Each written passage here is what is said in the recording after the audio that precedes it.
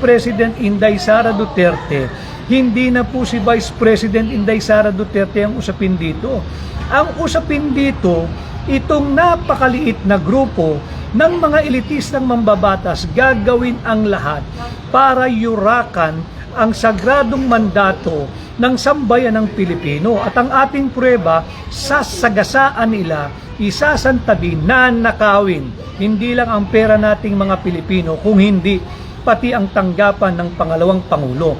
32 million Filipinos who lawfully, legally, democratically, and constitutionally elected Vice President Inday Sara Duterte, nanakawin lang ng iilang elitistang kongresista. Basahin ko lamang po yung ibang nagpapahatid ng mensahe. Si Fel Chris Joey de la Carta, protect VP Sara in our country, protect Vice President Inday Sara, pero higit po riyan, protect the 32 million Filipinos who lawfully, legally, democratically, and constitutionally elected Inday Sara to be our Vice President. Fact of the matter, higit na malaki ang boto ni Inday Sara kaysa kay Bongbong Marcos. Higit na malaki ang boto ni Vice President Sara Duterte kaysa kay Bongbong Marcos. At higit na malaki ang pagkakasala ni Bongbong Marcos. Siya ang dapat i-impeach dahil sa kanyang pagpasa sa illegal, immoral, unconstitutional at invalid at criminal na 2025 national budget. Si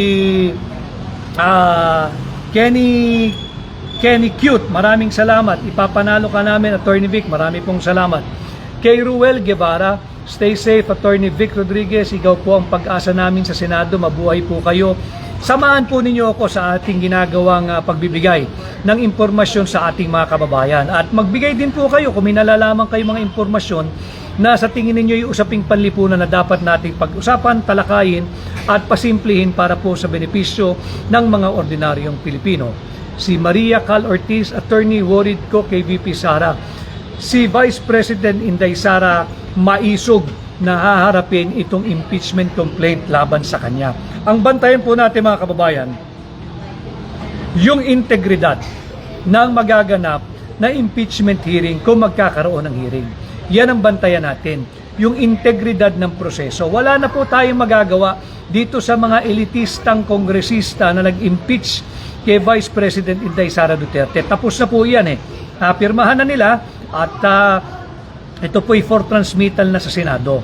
Ang bantayan natin kung paano gagawin ng mga senador yung tinatawag nating senator judges, yung kanilang trabaho pagdating sa impeachment court.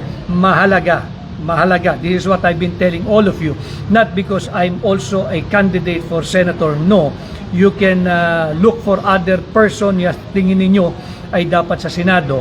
Ang mahalaga ho yung qualification ng ilalagay natin sa Senado. Ngayon, pag natuloy po itong hearing, magiging impeachment court ang Senado. Paano gagampanan nung mga senador na ilan dyan yung kanilang trabaho bilang senator judges? Mauunawaan ba nila yung appreciation ng evidence? Maiintindihan ba nila yung proper application of the rules of court?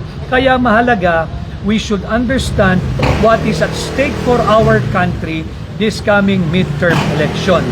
Kaya pasensya na ho kayo, nasa tabing kalsada ako, huminto po ako dahil nga mahalaga itong usaping ito.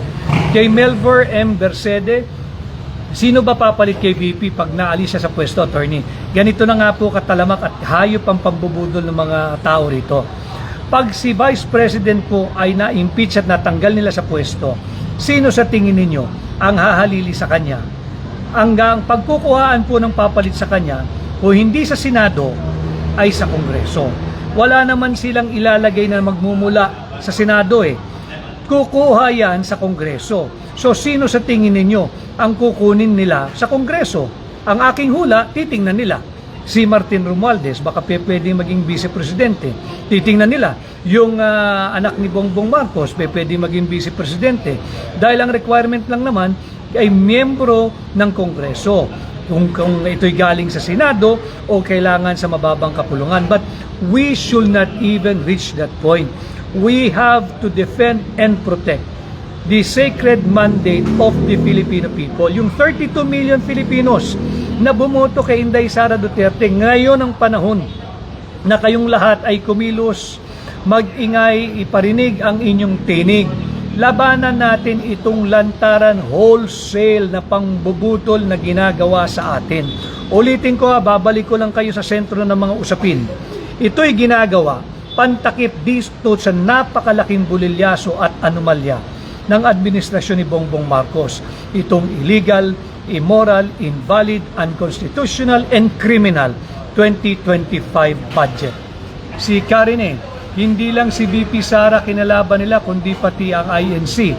Well, hindi ho kasi ako miyembro ng Iglesia ni Cristo. Marami tayong kaibigan dyan, but I hope you understand, wala po tayong karapatang magsalita on behalf of our friends and brothers and sisters who are members of the Iglesia ni Cristo. But yes, I understand yung point ni Karen na kaya nga lumabas at nagpakita ng puwersa ang mga miyembro ng INC at iba't iba pa na sumali rin at necessarily INC dahil ayaw nga nila na nagkakawatak-watak ang ating bansa dahil lang sa maagang pamumulitika ng isang taong nangangarap maging Pangulo na kahit wala siyang kapana-panalo.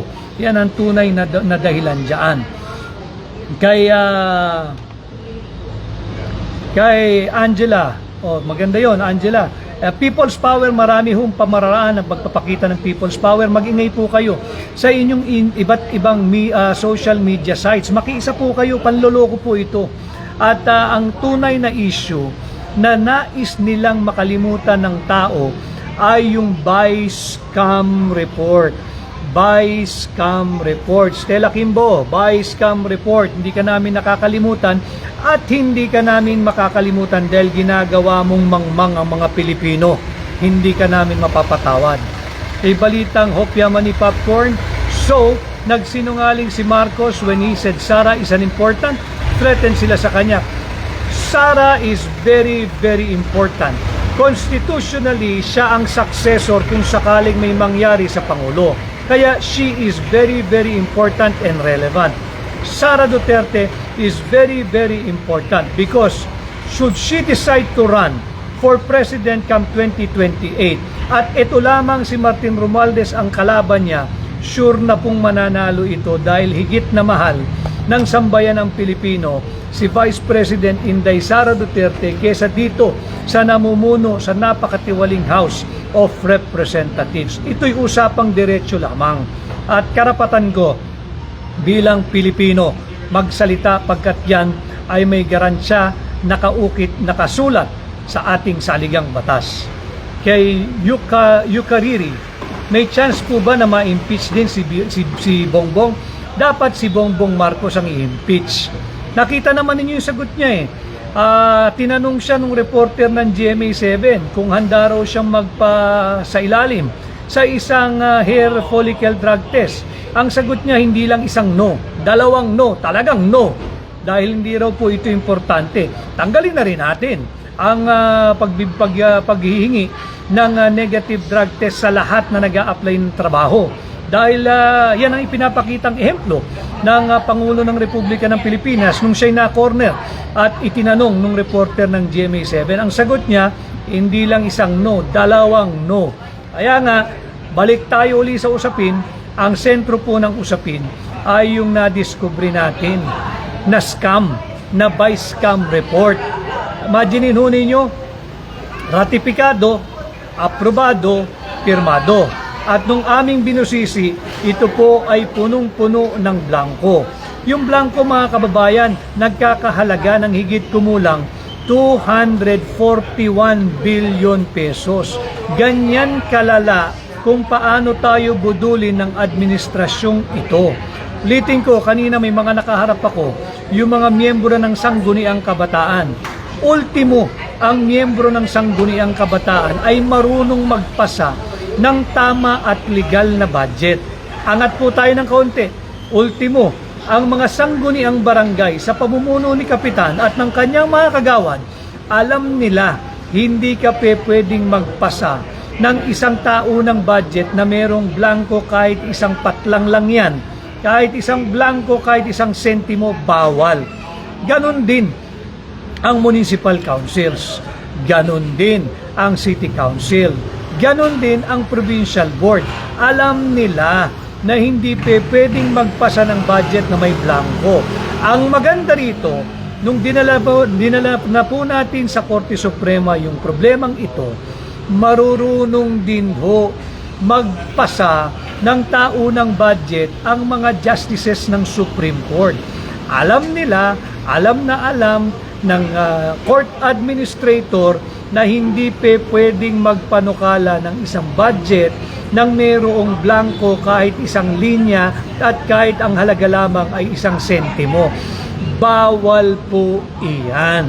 Iyan ang ginawa nilang pangbubudol sa atin.